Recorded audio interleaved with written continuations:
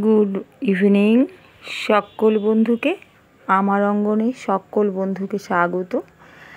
আমি আজকে একটা লাল লাল ঝোলের চিকেন রেসিপি শেয়ার করব বন্ধুদের সাথে। আমি কড়াইতে তেল দিয়ে তার মধ্যে 2টো রসুন এবং 200 গ্রাম আলু আমি ফ্রাই করে নিচ্ছি।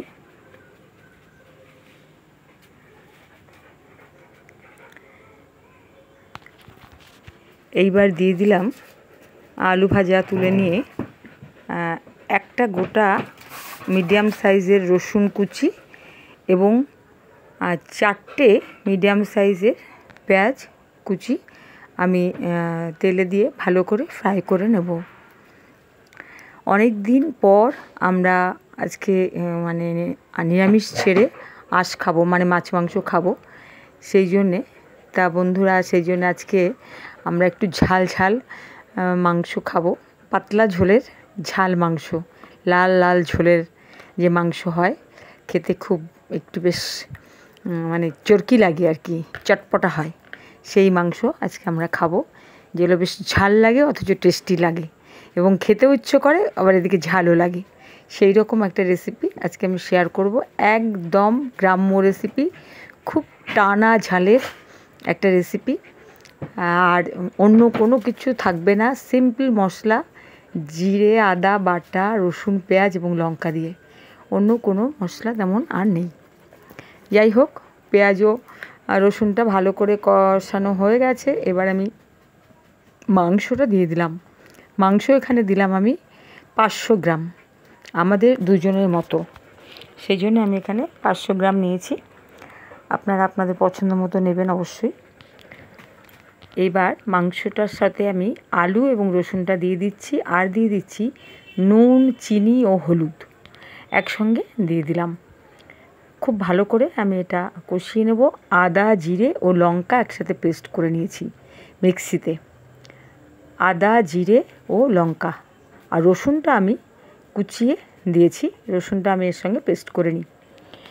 এইটা আমি খুব ভালো করে এইবার কষাবো, বেশ কিছুক্ষণ ধরে কষিয়ে নেব।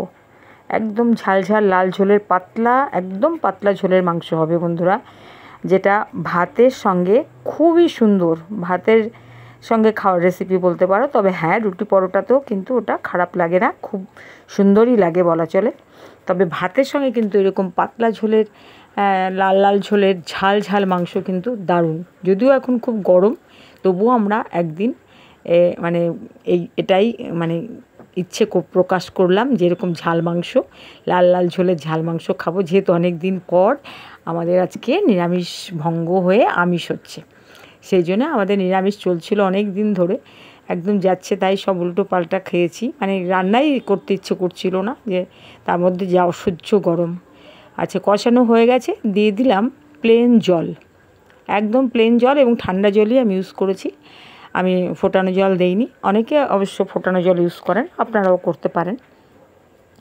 রান্নাটা সম্পূর্ণ তো নিজের উপরে ডিপেন্ড করে, যিনি করেন তার হাতের কায়দা এবং তার ইচ্ছে, এই দুটোর মিলিত হলেই কিন্তু রান্নাটা তৈরি হয়। আর একই জিনিস 5 জনের হাতে রাঁধবে কিন্তু 5 রকম স্বাদ হবে, 5 রকম দেখতে হবে, এটা একদম সত্যি কথা। তা আমি আজকে এই যে ঝোলটা নিয়ে এসেছি, এটা আমি যেভাবে করেছি বা যেভাবে আজকের জন্য করলাম, সেটাই আপনাদের সাথে আমি শেয়ার করছি। ওকে বন্ধুরা, তবে হ্যাঁ, নতুন বন্ধুরা যারা আছেন, আমার তো মনে হয় না মাংস রাঁধতে পারে না এমন কেউ এখনকার দিনে আছে। প্রত্যেকেই, অনেক ছোট ছোট বাচ্চা মেয়েরাও ছেলেরাও আজকাল শিখে গেছে ইউটিউব থেকে রান্নাবান্না, তাই না? আমি দেখে নিলাম সেদ্ধ হয়ে গেছে কিনা ঠিকঠাক, আর একটু ঢেকে দিলাম।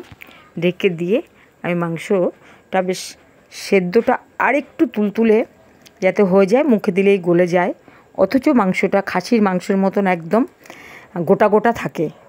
আমার চিকেন আর কি কখনোই আমি গলে যায় না, সবসময় আমি খাসির মাংসের মতন গোটা গোটা রাখতে চাই, এবং সেই জন্য আমি মানে যতটা মানে বাছিয়ে রান্না করা যায়, মানে মাংস যাতে গলে ঝোলের মধ্যে যাতে গলে না যায় হাড় থেকে, এই জন্য আমি খুব চেষ্টা করি। এবং খাসির মাংসের মতন বেশ গোটা গোটা পিস পিস থাকবে, একটুও খসে ঝোলের মধ্যে চলে যাবে না, এরকম মাংস আমি খুব পছন্দ করি রান্না। এবং আমি সেটাই চেষ্টা করি যে এইভাবে আমি রান্না করব, যেন একদম মানে মুরগি বা চিকেন মানেই যে একদম মাংস খসে জল ঝোলের মধ্যে গলে যাবে তা কিন্তু নয়। সেই জন্যে সেদিকটা আমি খুব খেয়াল রেখে মাংসটা করি। আর গোটা রসুন আমরা এইভাবে খুব টেস্টি বোধ করি খেতে, সেই জন্য আমি মাংস করলেই গোটা রসুন থাকে এবং এইভাবে করি। মাংসটা হয়ে গেছে, নামিয়ে নিয়েছি। দেখো, ভালো লাগলে সাবস্ক্রাইব করে সঙ্গে থেকো, বেল আইকনটা প্রেস করে অবশ্যই রাখবেন, লাইক কমেন্ট করবেন, খুব ভালো লাগবে। নমস্কার, আবার দেখা হবে।